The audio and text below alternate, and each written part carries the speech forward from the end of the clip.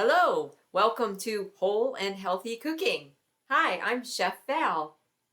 I've been teaching cooking classes for 24 years and I'm the author of 5 cookbooks. You can find out all the information you need to know about me at macroval.com. Today, I want to teach you one of my favorite recipes. It's grilled sweet potato salad, and it's out of my year-round healthy holiday dishes cookbook. So this cookbook features recipes for all the holidays. So this particular recipe is for Labor Day weekend because a lot of people do grilling in the summertime for Labor Day weekend. So it's a grilled sweet potato salad. So let's get cooking. First we need to chop the vegetables for the salad. So I'm going to move the camera close to the cutting board so you can see what I'm doing. So the recipe calls for 2 large sweet potatoes. So I've already got the sweet potatoes peeled. I take the skin off because I really don't like the texture of the skin, especially when you grill the potato. If you like that texture, by all means, you can leave that skin on. I take it off. I buy organic sweet potatoes. My favorite are the organic sweet yams, but if you can't find those, the organic orange potatoes are fine. As a matter of fact, sweet garnet yams are orange to the color, which means they are sweet potatoes. So sweet potatoes are orange or reddish to color. Those are sweet potatoes. Traditional real yam, that's going to be like a white or a pink or a purple color. So they're all sweet potatoes. They all have this wonderful sweet flavor, right, that we're all looking for. That sweet flavor feeds and nurtures your spleen, pancreas, and stomach. Okay, so we've got 2 large sweet potatoes. I've already cut one up to save on time, but the other one you want on your cutting board. Remember, we always put a little bit of water on the cutting board. Fills in the pores of the wood so the wood doesn't absorb the color and the odor of the vegetable we're chopping. Keeps your cutting board nice and fresh so you don't have to worry about it turning orange. And when you cut the sweet potato, you always cut off the 2 ends because they're usually tough. They've usually got like an end to it. And then I cut it in half like so. And then I cut each one of these halves in half again, like so. And then we always want a flat cutting surface, so we lay the sweet potato down so it's on a flat cutting surface. I cut it in slits. And for this recipe, we want the sweet potatoes to be in chunks. We want them to hit the grill and have enough room for there to be like that char, like when they grill, right? So you want like that blackened color. So we have, chunks about like this. I would say that's ½ inch to an inch size chunk. That's a good size. Now, in order to put the sweet potatoes on the grill and have them get that beautiful blackened color to them, we have to cook the sweet potato first so that it's nice and soft. So I have a pot of water on the stove already coming to a boil that I'm going to put the sweet potatoes in as soon as the water reaches a boil. You will boil the sweet potatoes, for approximately 7 to 10 minutes until they are fork tender. That means that a fork will go through them very easily. Then they'll be ready to put on the grill. So sweet potatoes, this is where you have your vitamin C. You also have vitamin A. You have calcium. You have potassium. Potassium's important. Helps maintain healthy blood pressure. Great source of potassium, the sweet potato. Exceptionally high in fiber. Good quality fiber. You need lots of fiber in your diet. Helps your blood pressure, helps your blood sugar, also helps your digestion. That high fiber really helps your digestion. Sweet potatoes also contain iron and manganese. All right, I'm going to put the sweet potatoes in the boiling water and we'll continue chopping vegetables. I've got the stove over there boiling the sweet potatoes. So the recipe also calls for 1 large onion. So we're going to grill the onion. My favorite thing on the grill is grilled onions. I love grilled onions. So here we go. We got one large onion. Now the onion is soaking in water. So I always soak my onions in water before I chop them. That helps to eliminate when you chop the onion so you don't cry as much. But it also makes it very easy to take the skin off of the onion. See how nicely that came off? A lot of times that skin can be stuck to the sweet potato, or I'm sorry, the onion, which is not fun, right? I've got sweet potato on the brain, but here I am chopping an onion. So for the onion, we're going to chop them in thin half moons so that when they hit the grill, if they're in thin slices, they'll get charred and cooked quickly. And so thin half moons is an interesting chop. What we have here is the onion. And see how the lines go up and down? You want to chop with the lines as thin as possible. That's called thin half moons. And you create these shapes that look like half moons. So here we go. We go straight, up and down, as thin as possible. I use this thin half moon cut for a lot of recipes when it's sauteing the onion because it works really well. A lot of people make their traditional miso soup with thin half moon slices of onion.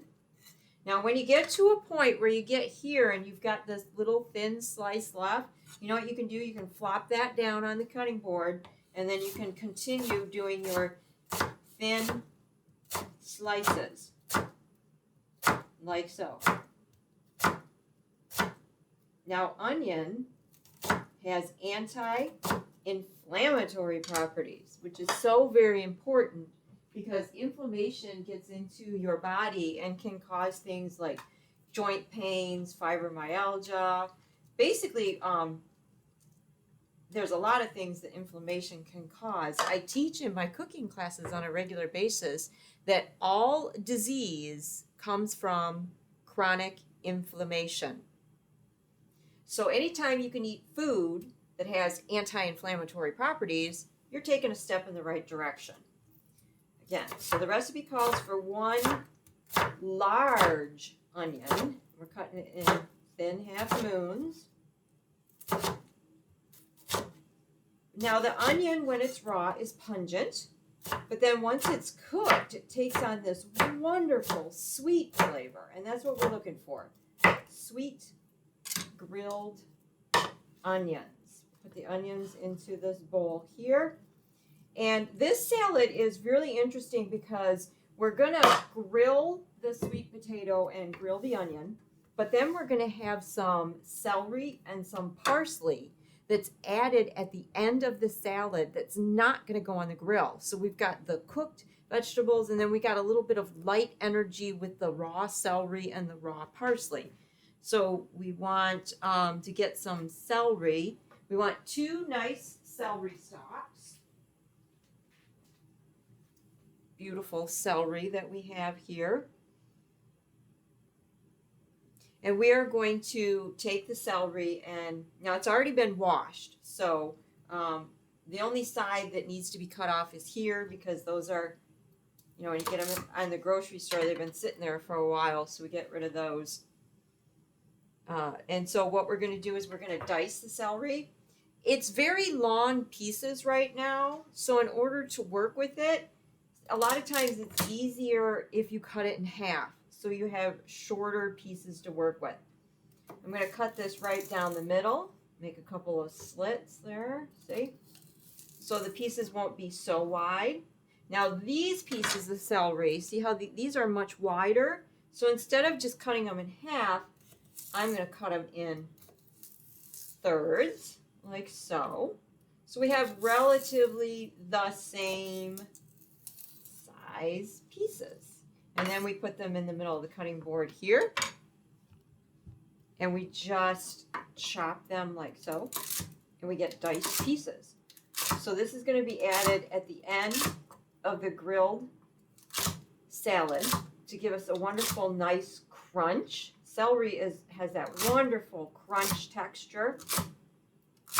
Celery has a really high water content, so that high water content is important because it helps keep your body cool when it's hot outside.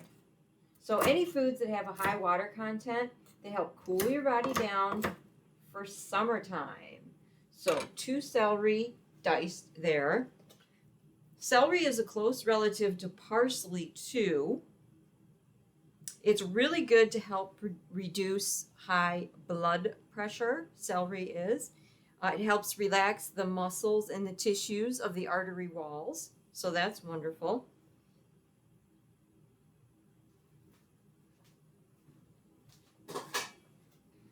We'll just put the celery in a bowl and set it aside for now. There we go. And the only thing left to do is the parsley. We need a 1/4 cup of minced parsley. Again, that's going to be put over the salad once it's done cooking. So parsley is exceptionally high in iron, exceptionally high in calcium. It's green, which means that it has chlorophyll in it, and chlorophyll helps cleanse the body of toxins. In fact, chlorophyll can actually cleanse heavy metals out of your system. Let me tell you about the best way to store parsley.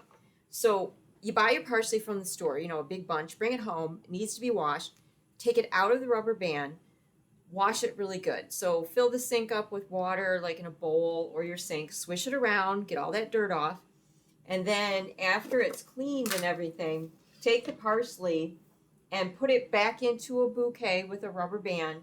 Take a container, any container that has a lid, and put just a little bit of water so the parsley sits in the water. So the stems are in the water, and then put a lid on it and put this in the refrigerator. This will last for like up to 4 weeks in the refrigerator, and your parsley won't go bad.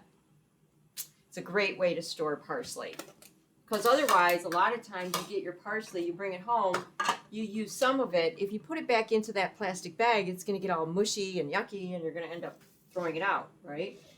So then if we just want a 1/4 cup of parsley, we've got our bouquet of parsley. I usually just take my knife and just chop off a little bit of that parsley, just so that I get approximately a 1/4 cup of it.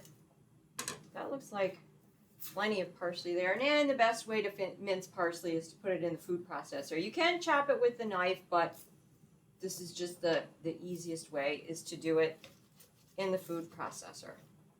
So we have all of the ingredients assembled, and we're just waiting for the sweet potatoes to cook in the boiling water and get soft. All right. So I'm going to go on a break right now, and when we come back, we'll work more on this grilled sweet potato salad.